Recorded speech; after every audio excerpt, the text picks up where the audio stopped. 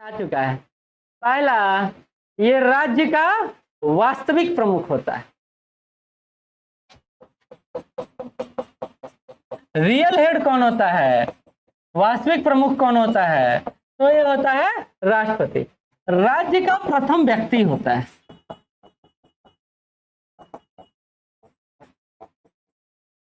ये गलत लिखे हैं सही लिखे हैं, राज्य लिखे हैं तो सही है ना, इसका मतलब समझते हैं ना हम लोग। हाँ,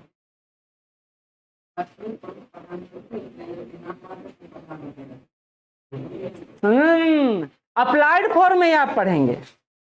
जब अप्लाइड करेंगे तो ये वास्तविक से नाममात्र के हो जाएंगे और वो नाममात्र से वास्तविक के हो जाएंगे। बात समझिए, आपके घर में दादा हैं, पापा हैं, चला रहा है कौन घर, तो दादा के नाम से घर चलता है ना। पूछा घर का मुखिया कौन है हो, तो क्या बोलिएगा, दादा बोलिएगा ना। लेकिन पावर का यूज कौन कर रहा है, पापा कर रहे हैं।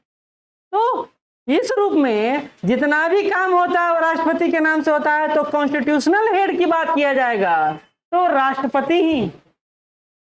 लेकिन वही हम लोग व्यवहारिक में पढ़ते हैं, अप्लाइड सेक्शन में पढ़ते हैं, तो करते हैं कि नाम मात्र के प्रमुख को नजर आते हैं और वास्तविक शक्तियों का प्रयोग किसके द्वारा किया जाता है, तो वो पीएम के द्वारा किया जाता है, प्रधानमंत्री या मंत्रिपरिषद के द्वारा किया जाता है। ये सुने हैं ना। तो ऐसे नहीं बोलते कि वास्तविक हेड प्रधानमंत्री, ऐसा कहीं लिखा हुआ देखिए तो दिखाइए, तो कहीं लिखा हुआ ऐसा दिखाएंगे नहीं। वो तो हम लोग बोलते हैं, तो बोलना अलग होता है, करना अलग होता है। ठीक है। अच्छा, जितना भी काम राज्य से बाहर होता है, राज्य से बाहर होता है, यानी आप फॉरेन में गए, एग्रीमेंट साइन किए, एमओयू साइन किए, तो किसके नाम से साइन होता है, राष्ट्रपति के नाम से। तो ये एमओयू जितना भी अन्य राज्यों से साइन होता है, यानी अन्य देशों से एग्रीमेंट होता है, तो किनके नाम पर होता है, राष्ट्रपति के नाम पर होता है। आर्टिकल 52 कहता है कि भारत का एक राष्ट्रपति होगा।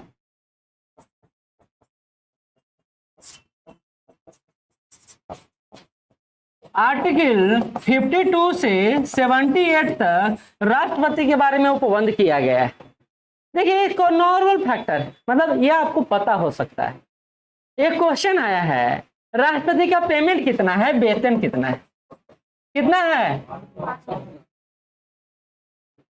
5 लाख बोल सकते हैं, क्योंकि ये बढ़ते रहता है घटते रहता है। हाँ, 5.9 अभी सुनिए, आप पढ़िएगा। 5 लाख पढ़ रहे थे 4 साल पहले ही जब क्वेश्चन आया था। 4 लाख नहीं, उस समय 2.5 लाख था, 2.5 लाख से 5 लाख हुआ। हालांकि इनका जो मूल वेतन जुड़ते घटते रहता है, उसके कारण 5.9, 5.6 ऐसे सुनिएगा, तो ये वैरी करते रहता है। लेकिन अभी 5.9 जो एक्स्ट्रा भत्ता उनको ये सब मिल रहा है। ठीक। अच्छा, भारत में राष्ट्रपति की स्थिति कैसी है, तो ब्रिटेन के राजा के समान, ब्रिटेन के रानी के समान। बस अंतर इतना सा है कि हम लोग वंशानुगत नहीं हैं और वो वंशानुगत, मतलब उनका बेटा उनका बेटा उनका बेटा और उनकी पत्नी क्वीन बनते आ रही हैं। तो ये छोटा सा बात है। अच्छा, एक क्वेश्चन सिंपल सा है, द्रौपदी मुर्मू जी, जिनसे पूछेंगे वही बताएंगे। ठीक, किम में राष्ट्रपति हैं वर्तमान में भारत के। पानी लाइएगा ना, गिलास अच्छा रखा हुआ है।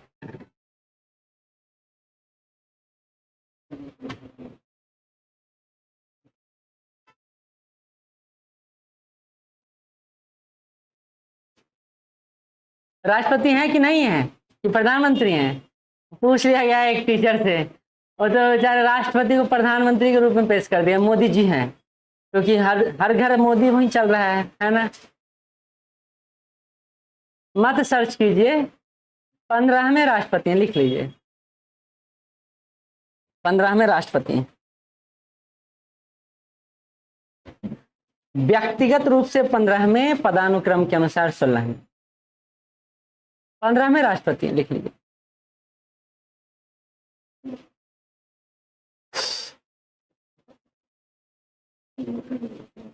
आज बहुत बात करना है लेकिन राष्ट्रपति के बारे में नहीं बात करना है। हमको बात करना है लेकिन वहां तक पहुंचे कैसे? पहुंचते हैं ऐसे। राष्ट्रपति का निर्वाचन, आज इसी पर टाइम देंगे।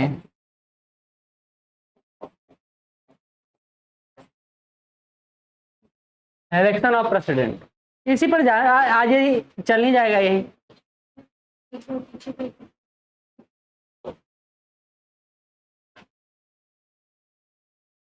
इलेक्शन ऑफ द प्रेसिडेंट, नहीं इंग्लिश में लिखवा दें क्या? इतना भी इंग्लिश तो लिख ही लेंगे, इतना तो हम लोग सब जानकार हैं। आर्टिकल 52 से 78 तक, वो थोड़ा चोंच ज्यादा आगे बढ़ गया है।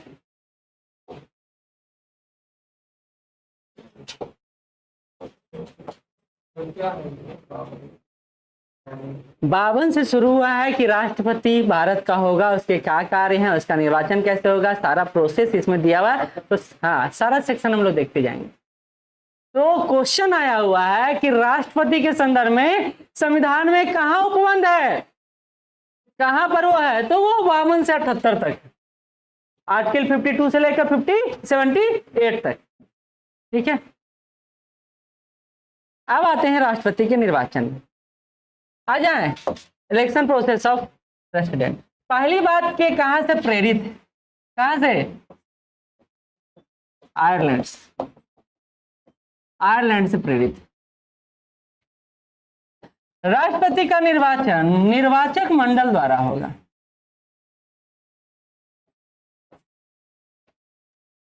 इनका निर्वाचन निर्वाचक मंडल द्वारा होगा।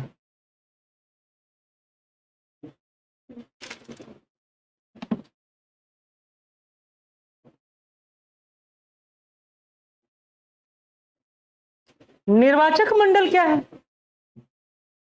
सबसे बड़ा बात यह है इलेक्टोरल कॉलेज क्या है, तो इसको समझिए।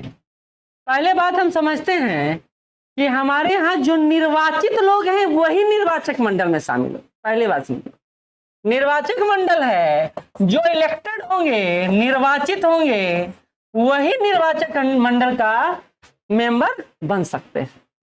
तो हमारे ध्यान में आना चाहिए कि निर्वाचित कौन कौन होते हैं, तभी ना हम बता पाएंगे। तो इसको अगर आप प्रोसेस में जाइएगा तो अच्छा से कर देते हैं।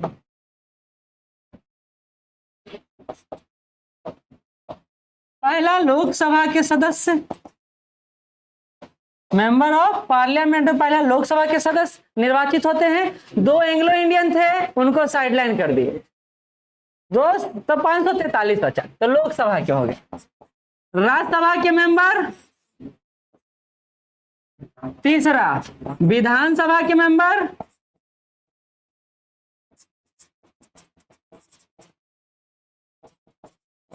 और कौन से मेंबर पहले ही लिख चुके हैं, निर्वाचित मेंबर, निर्वाचित सदस्य।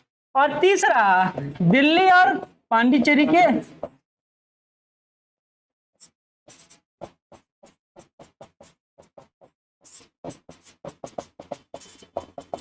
निर्वाचित सदस्य। हाँ, अभी तो आएगा, अभी तो आएगा। हालांकि अभी वहां एक प्रोसीजर बाकी है, जो हाँ पार्लियामेंट विधानसभा को लागू करना बाकी है, लेकिन उसके मेंबर के रूप में शामिल किया जाएगा। लेकिन इस बार जो मुर्मू जी का इलेक्शन हुआ उसमें उनके मेंबर पार्टिसिपेट नहीं किए। लेकिन अभी जब प्रोसीजर बना है, उसमें बना है ना कि जम्मू कश्मीर विधानसभा क्षेत्र बनेगा, तो उसके मेंबर भी शामिल होंगे। इस बार नहीं हो पाए क्योंकि वहां इलेक्टेड नहीं थे कोई। तो अभी मुर्मू जी का जब पढ़िएगा ना पूरा इस बार, तो वहां जम्मू कश्मीर के मेंबर इसमें पार्टिसिपेट नहीं किए, और उसके पहले जो इलेक्शन हुआ था उसमें पार्टिसिपेट किए थे।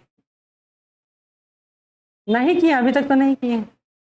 जब तक वहां विधानसभा का गठन नहीं हो जाएगा नहीं आएंगे। जब तक वहां निर्वाचित ही नहीं कोई, किसको भेजाएगा? उपराज्यपाल को? प्रशासक तो नहीं डाल सकता है वोट, प्रावधान है। लेकिन जब अभी निर्वाचित हुए ही नहीं है तो प्रावधान वो साइलेंट में है, मतलब खत्म नहीं है, साइलेंट में, वो एक्टिव होगा, क्योंकि सरकार ने प्रोविजन ही रखा है ना। आर्टिकल 370 को रद्द करते समय ये बोला ही है कि जम्मू कश्मीर में विधानसभा का गठन होगा। हालांकि उसमें देरी हो सकता है, क्योंकि आप सिचुएशन जानते हैं जम्मू कश्मीर का। चलिए आगे बढ़ते हैं। अब इसमें एक चीज है कि कैसे होगा, तो दो शब्द है, सुनिएगा। आनुपातिक प्रतिनिधित्व प्रणाली,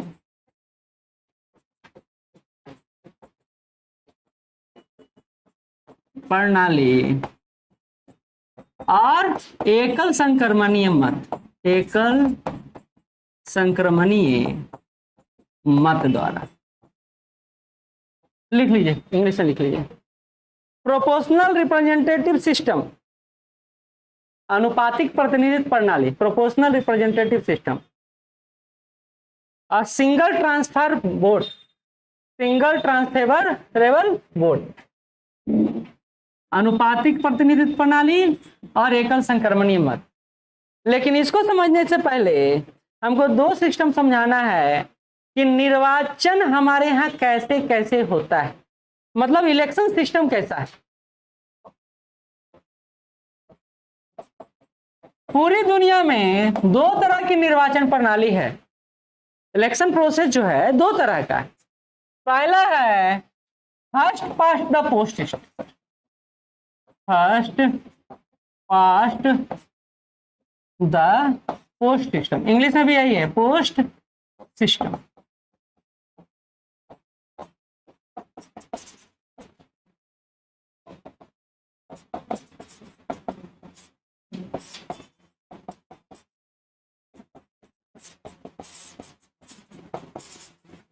और दूसरा है आनुपातिक प्रतिनिधित्व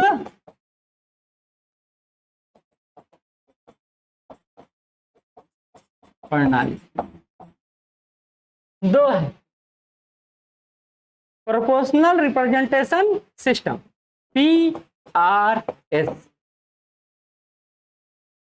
ये आप सुनने होंगे सामान्यतः। अच्छा चलिए, हमारा अभी बता देता हूँ, फिर इसको समझा देता हूँ। हमारा जो आम चुनाव हो रहा है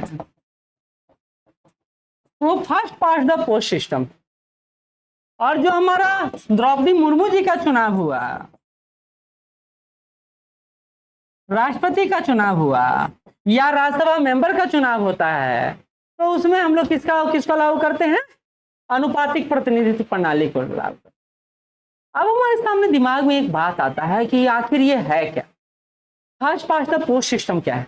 तो बोला जाता है रेस में जो घोड़ा सबसे आगे रहता है उसको विजयी घोषित किया जाता है। ये सुने हैं, सुने। अच्छा, ये रेस कैसे होगा, तो वोटिंग राइट से होगा। ये रेस कैसे होगा, तो वोटिंग के द्वारा होगा। मतलब हमको मन किया कि भाई हम भी MP बन जाए, हर किसी का दिली ख्वाहिश रहता है कुछ ना कुछ बन जाए, इसलिए आप भी यहाँ बैठे हुए हैं कि कुछ ना कुछ बने। तो हमको मन किया कि हम MP बन जाए और हम पटना निर्वाचन क्षेत्र से एक उम्मीदवार बन। अच्छा, तो हम विजयी कैसे होंगे, हम विनर कैसे घोषित होंगे, तो हमको पटना संसदीय क्षेत्र से या पटना सदर संसदीय क्षेत्र से हमको सबसे ज्यादा वोट पड़ता है तो हम विजयी हो सकते हैं, ये बात है। अच्छा, उसके लिए हमको 50% से ज्यादा वोट नहीं लाना है, ये याद रखें। हमको क्या करना है, सिर्फ ज्यादा वोट लाना है। हाँ, अगर 15 उम्मीदवार हैं तो 15 में हमको 5 वोट ज्यादा मिल गया तो हम विजयी घोषित हों। तो first part the post system को और अच्छे से समझिए। हम पूरे भारत को विभिन्न निर्वाचन क्षेत्र में बांट देते हैं।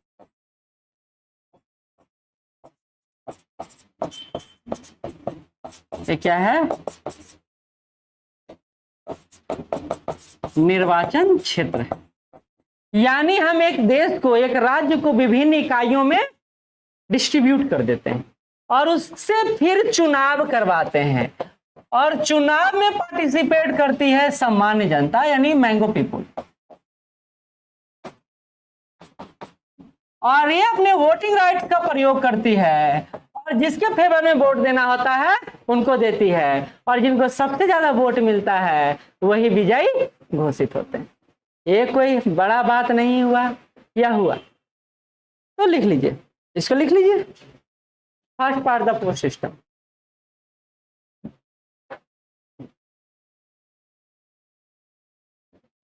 ये डायग्राम बना दीजिए।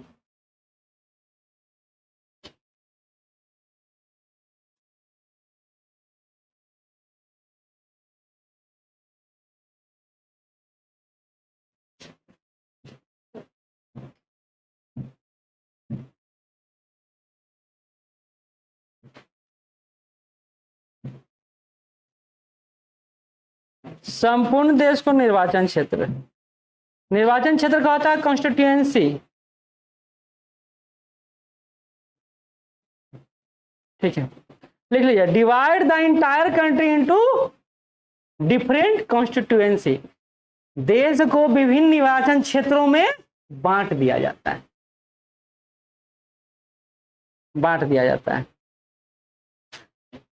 अच्छा, इसमें हम लोग कहते हैं कि हम लोग किसको चुनते हैं, ये बताइए, हम लोग किसको चुनते हैं? प्रतिनिधि को, रिप्रेजेंटेटिव। इसमें प्रतिनिधि का चयन होता है और इन्हीं प्रतिनिधियों के द्वारा राष्ट्रपति का चयन होता है। ये बात सही है? तो हम यहाँ first part the post system में हम लोग प्रतिनिधियों का चयन करते हैं। किनको इलेक्ट करते हैं? रिप्रेजेंटेटिव को इलेक्ट करते हैं। ठीक है, सेलेक्टिंग ए रिप्रेजेंटेटिव। फिर हम लोग क्या करते हैं, इसमें आम जनता द्वारा मतदान व्यवहार किया जाता है। आम जनता द्वारा मतदान व्यवहार किया जाता है। आम जनता द्वारा मतदान व्यवहार किया जाता है। Voting behaviour is carried out by the general people. आम जनता द्वारा मतदान व्यवहार किया जाता है और जो सबसे ज्यादा मत लाता है वही विजयी रहता है। अंतिम, जो सबसे ज्यादा मत लाता है वही विजयी रहता है। The one with the most votes win. जिसे सबसे ज्यादा वोट मिलता है वही जीतता है।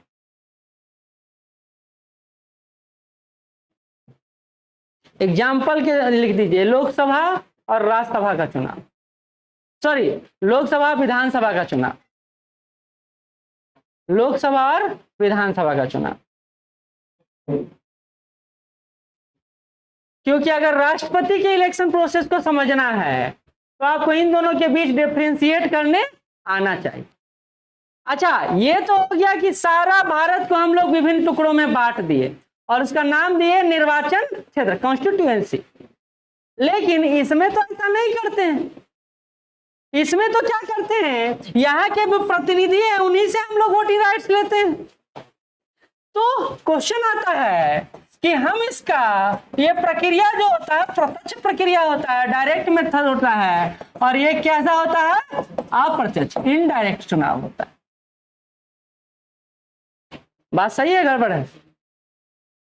सही है। यहाँ हम पार्टिसिपेट करते हैं और यहाँ हमारे प्रतिनिधि पार्टिसिपेट करते हैं। तो हमारे प्रतिनिधियों को बांट देते हैं। हम जो रिप्रेजेंटेटिव चुने वो दो रूपों में चुने।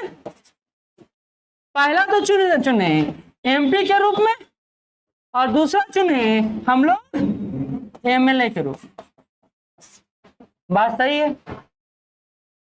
तो एमएलए और एमपी ही मिलकर, अब देखिए, अब एक बात और आता है कि हम कहते हैं अनुपातिक। जब राष्ट्रपति का चुनाव होता है तो अनुपातिक होता है। तो अनुपातिक का मतलब क्या हुआ?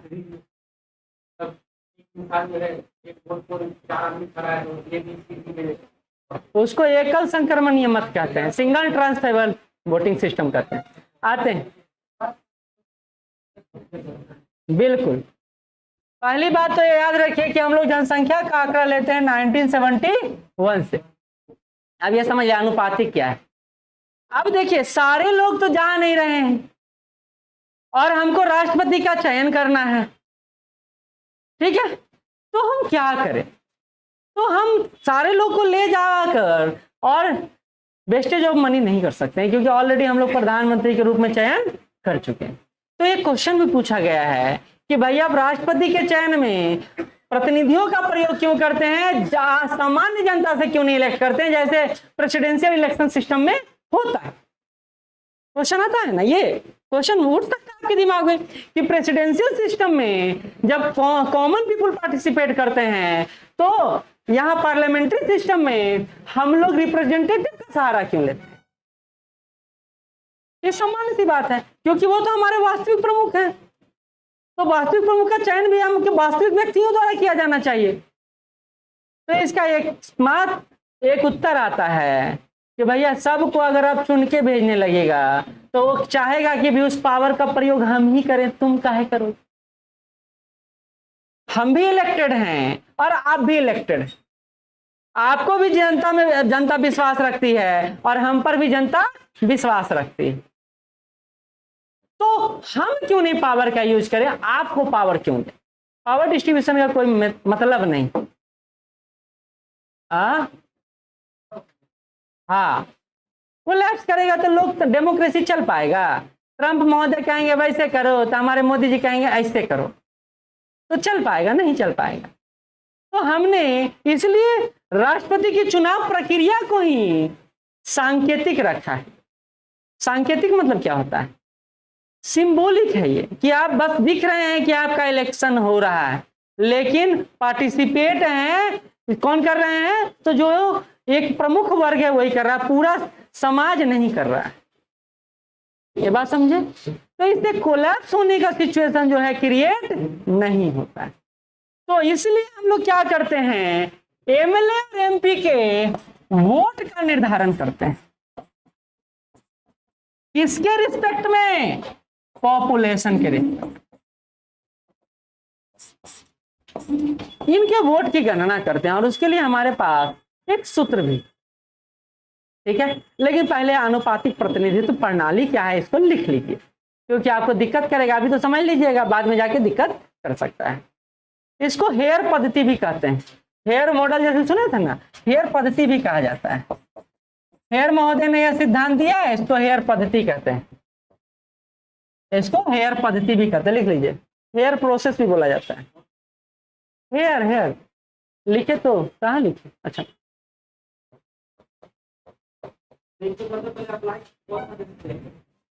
अनुपातिक प्रतिनिधित्व प्रणाली को वेस्टर्न में हुआ था। कौन सा देश क्या था ये नहीं, शायद यूएसए के स्तर पर ही हुआ है। चलिए, प्रोपोर्शनल रिप्रेजेंटेटिव सिस्टम। निर्वाचित निकाय को विभिन्न निर्वाचक मंडलों में अनुपातिक आधार पर बांटा जाता है। निर्वाचित निकाय को निर्वाचक मंडलों में अनुपातिक आधार पर बांटा जाता है। निर्वाचित निकाय को निर्वाचन मंडल में अनुपातिक आधार पर बांटा जाता है। In the elected body the constituency are distributed on a proportional basis। अनुपात के आधार पर बांटा जाता है। इसमें निर्वाचन क्षेत्र को बड़ा भौगोलिक क्षेत्र मान लिया जाता है। इसमें निर्वाचन क्षेत्र कॉन्स्टिट्यूएंसी को बड़े रूप में स्वीकारा जाता है। निर्वाचन क्षेत्र को बड़ा भौगोलिक क्षेत्र में बांटा जाता है। बड़े भौगोलिक क्षेत्र में बांटा जाता है। Constituencies are divided into larger geographical area. Constituencies are divided into larger geographical area।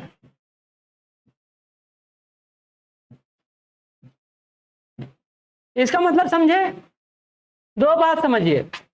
जब first pass the post system करते हैं तो इसमें छोटा छोटा एरिया को डिवाइड करते हैं, लेकिन अनुपातिक प्रतिनिधित्व प्रणाली में हम लोग राज्य डिफाइन करते हैं।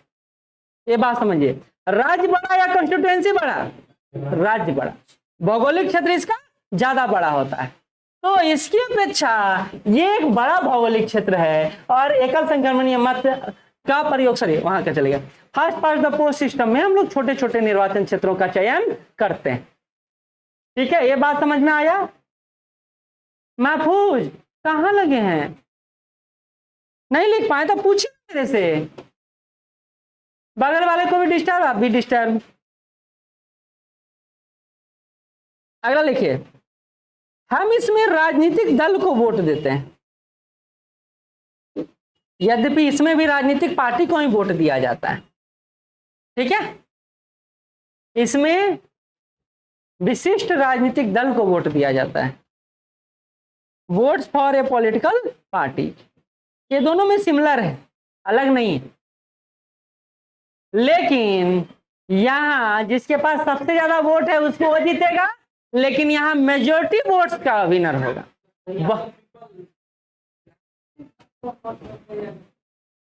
क्या राजनीतिक दल को रिप्रेजेंट करते हैं? हाँ, तो हमारा नाम होगा, लेकिन पार्टी सिंबल किसका होगा? बीजेपी का होगा। हाँ, तो वो तो बिना, ऐसे भी तो हमारे लोग first past the post system में वो सिस्टम नहीं है पवन सिंह। हाँ, तो ऐसा होता तो फिर व्यक्ति जीत के दिखा देते। व्यक्ति कहाँ जीतता है? पार्टी जीतता है।